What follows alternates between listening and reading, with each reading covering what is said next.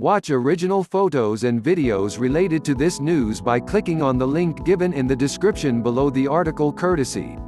Please subscribe our YouTube channel Listen News here. If you like the video, please like, comment and share the video.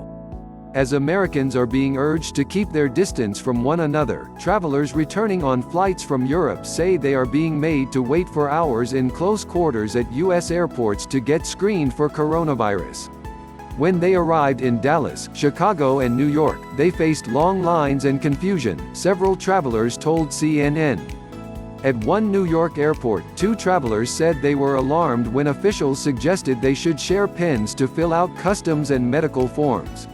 President Donald Trump has announced foreign nationals in 26 European countries will face restrictions entering the U.S., while Ireland and the United Kingdom will be added to the list at midnight Monday. Trump tweeted Sunday, asking those stuck at airports to be patient. "We are doing very precise medical screenings at our airports. Pardon the interruptions and delays, we are moving as quickly as possible, but it is very important that we be vigilant and careful. We must get it right.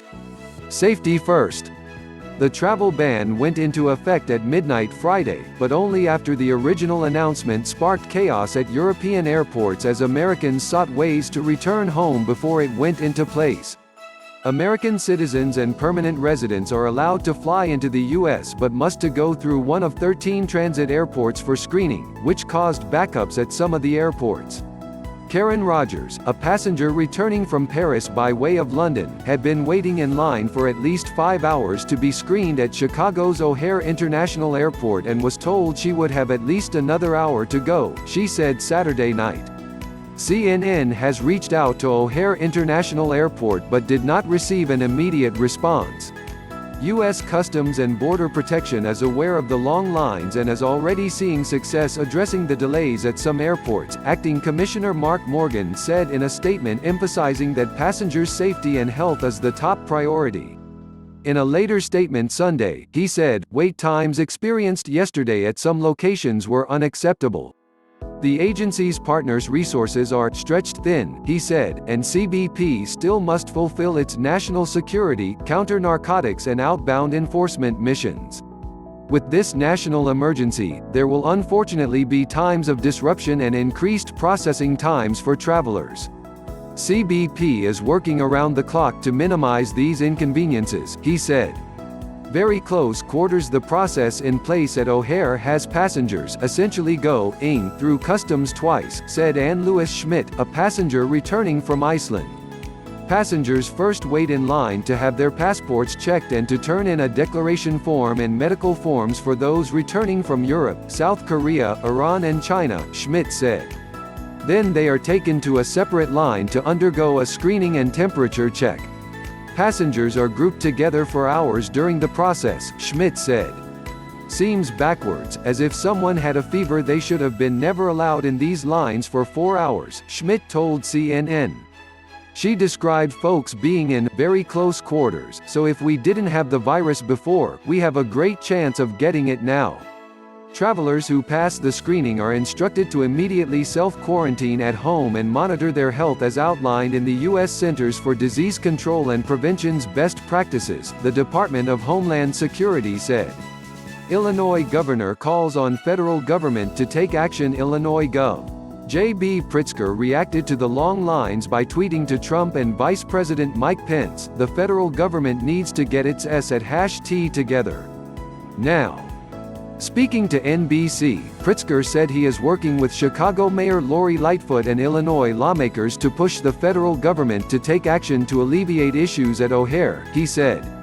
The government, in announcing travel restrictions for Europe, should have increased the number of customs and CDC officials on the ground at airports, but they did neither of those, he told NBC.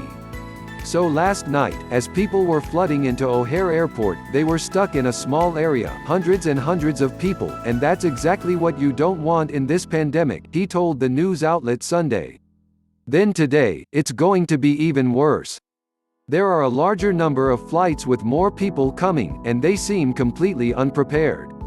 Lightfoot blasted the U.S. government's lack of preparedness regarding the airport screening procedures, telling reporters it seriously compromised travelers, some 3,000 of whom were in concourses at O'Hare awaiting processing Sunday afternoon. "You must listen to mayors and governors and other local officials first," Lightfoot said before citing federal immigration efforts in her city.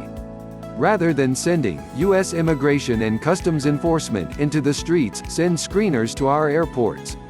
In a tweet, Acting Homeland Security Secretary Chad Wolf acknowledged the long lines and the stress passengers were experiencing. DHS is aware of the long lines for passengers who are undergoing increased medical screening requirements. "Right now we are working to add additional screening capacity and working with the airlines to expedite the process," he said. "I understand this is very stressful. In these unprecedented times, we ask for your patience. It currently takes approximately 60 seconds for medical professionals to screen each passenger. We will be increasing capacity, but the health and safety of the American public is first and foremost." Passengers told to share pens at John F. Kennedy International Airport in New York. Passengers are also facing long wait times. Caitlin Deibler landed at JFK from Kiev, Ukraine, on Saturday afternoon and it took more than 2 hours to complete customs, she said. She was given 2 forms to fill out when she arrived, she said. One was just name, passport number, flight number, seat, address, emergency contact, and details about your trip, Deibler said.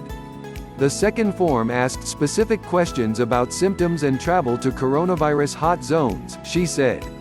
The form instructs passengers to circle countries they visited in the last 14 days and asks if they've had any symptoms such as fever, coughing or difficulty breathing, Deibler said. There were not enough copies for all the passengers on the flight, and many had to wait for more forms to be handed out. They didn't have pens and told us to share, she said. Which sounds like a great thing in the middle of the pandemic. 3 taken to the hospital after screenings at JFK. Another traveler, Nick Carlin, expressed concern passengers were told to share pens, and there was no hand sanitizer at JFK, he said. It definitely was a little scattered and disorganized, said Chris Nadolny, a passenger who arrived to JFK. I can see how people would start to get frustrated as the line got longer. No bathrooms nearby and no antibacterial around for people to use, unlike in the UK and Paris where it is everywhere. At least 3 passengers who underwent screenings at JFK were sent to hospitals because of their symptoms, a source with knowledge of the JFK screenings said. The average wait time for a health screening has been 2 hours, said Frank Russo, the JFK port director for U.S. Customs and Border Control. There are more than 50 emergency medical technicians on duty supplementing CDC staff, he said.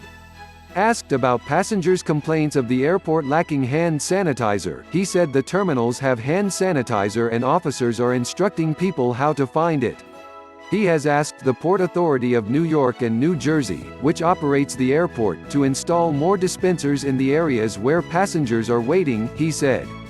Passengers were intermingling while waiting in lines upon landing at Dallas-Fort Worth International Airport. Kimberly Harris witnessed passengers who were in line for CDC screening skip the queue and join international passengers who did not need to be screened, she said.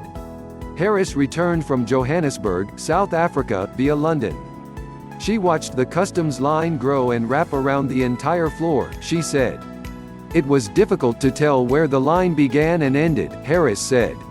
It almost was immediately evident that people who had to stay behind on the plane due to visiting a listed country were integrated into the line of the people who did not require additional screening. It took her 3 hours to make it through passport control and customs, she said. Another passenger who arrived at DFW on Sunday from Thailand by way of Doha, Qatar, described a similar scene. The coronavirus screening line was not separated from the other international arrivals, Matthew Thomas said. They were right next to us, he says. We were crowded and there for hours. Neither Thomas nor Harris required screenings. These federally mandated enhanced procedures are part of the effort to prevent the spread of the coronavirus, DFW said in a statement. The necessary additional procedures may cause delays in processing through customs but are of the utmost importance for the health and safety of everyone.